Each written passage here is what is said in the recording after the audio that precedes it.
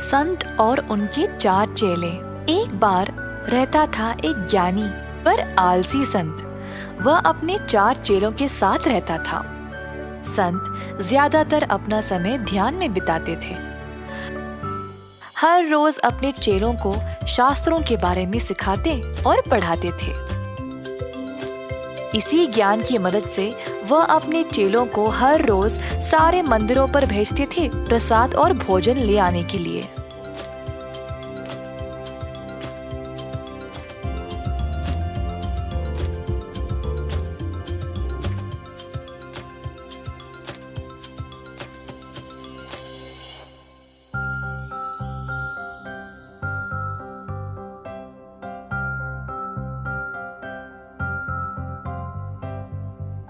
कुछ दिन बीत गए और एक दिन जब चेले प्रसाद लेने मंदिर गए तब एक ने बोला, भैया जी, मुझे अभी ये लड्डू खाने का मन कर रहा है। आश्रम पहुंचने तक का इंतजार नहीं होता। अरे ना ना, अगर साधु जी को पता चल गया तो वे बहुत क्रोधित हो जाएंगे। अगर मैं थोड़ा सा अलग से खा लूं जिससे उनको कोई शक नहीं होगा तो फिर तो वे गुस्सा नहीं करेंगे ना। चारों चेलों ने इस बात पर विचार किया और फिर प्रसाद को ऐसे खाया जिससे संत को कोई शक ना हो। फिर बाकी का प्रसाद ले गए आश्रम और दिया संत को। संत ने बिना शक किए प्रसाद को खाया। चेले खुश थे कि संत ने ध्यान नहीं दिया और चुपचाप सब खा लिया। अगले दिन जब चेले प्रसाद लेने गए तो इस बार प्रसाद की सुगंध और भी ज्यादा ललचाने वाली थी। फिर से उनका मन किया उस प्रसाद को खाने का। अब क्योंकि ये वाला प्रसाद इतना स्वादिष्ट था, चेले कुछ ज्यादा ही खा गए। अरे नहीं, हमने आज कुछ ज्यादा ही खा लिया। ओफो, चिंता मत करो, कोई नहीं, कल ही साधु जी ने इस पर ध्यान नहीं दिया था, उनको पता नहीं चलेगा। चलो अब। चेले आश्रम पर पहुंचे और प्रसाद को रखा संत के आगे और पीछे खड़े हो गए संत को खाते हुए देखने के लिए। जब संत ने चेलों की ओर देखा तो उन्हें थोड़ा सा संदेह हुआ, परंतु उनको इतनी भूख थी तो वे पहले खाने लगे और खाते खाते अपने संदेह के बारे में भी भूल गए। चेले अपने आप में ही हंसने लगे क्योंकि आज भी संत ने कुछ ध्यान नहीं दिया था कि एक दिन चेले खाली हाथ आश्रम लौटे और संत के आगे खड़े हो गए।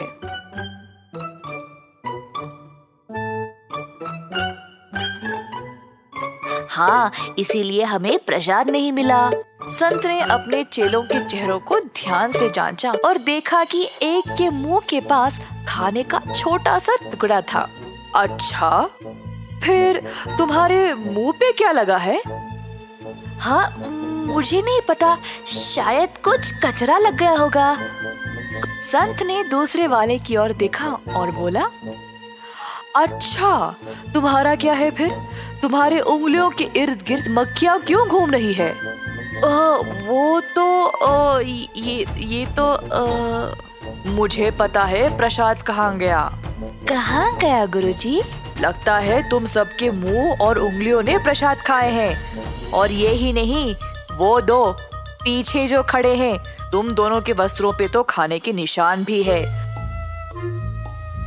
लगता है तुम्हारे कपड़ों को भी भूख थी ना। अब मुझे समझ आया कि रोज प्रसाद की मात्रा कम क्यों होती जा रही थी। और अब अंत में तुम लोग तो खाली हाथ आए हो। अपनी बुद्धि का उपयोग कोई अच्छे काम के लिए क्यों नहीं करते? नहीं नहीं गुरुजी, हमने ऐसा कुछ नहीं किया। अच्छा, तो अपने आप को साबित करो। धरती का माप लेकर वापस आना और मुझे बोलना। ओह, वो तो आसान है, इसमें तो कम ही समय लगेगा, हम अभी वापस आएंगे। चारों चेले उत्सुकता से चलने लगे धरती का माप करने के लिए।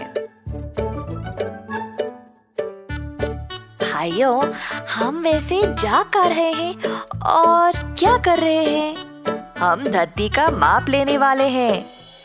पर धरती तो यहीं पे है। अगर हमें धरती का माप लेना है तो बहुत सारी खुली जगह होनी चाहिए। चारों ने माना और खुली जगह की खोज में निकल पड़े। अंत में उनको एक खुला मैदान मिला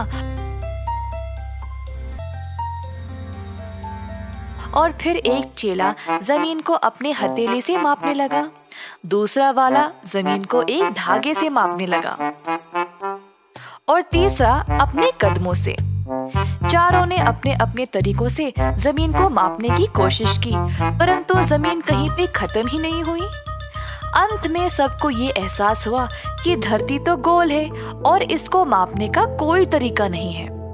हैरान परेशान होकर अपने संत के पास वापस चले गए। उनसे सवाल करने लगे कि उन्होंने उनको ऐसी परिस्थिति में क्यों डाला। हाँ मेरे चेलों, जब मैंने तुम्हें धरती को मापने के लिए कहा, तुम लोगों ने एक पल के लिए भी नहीं सोचा कि ये कैसे किया जाए।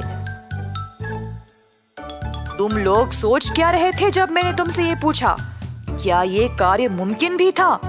तुम लोगों ने बस अंधों की तरह बात को सुना और निकल पड़े और आधा दिन रद्दी करके गुस्से से आके मुझसे ही सवाल कर रहे हो। साहस किसी काम का नहीं है अगर तुम अपना दिमाग और सही समझ का उपयोग ही नहीं करोगे। बुद्धिमान बनो, नहीं तो इसी तरह जीवन भर बेवकूफ ही रह जाओगे। इस कहानी से हम ये सीखते हैं कि लोग तो झूठे हो सकते हैं, पर उनकी करनी नहीं।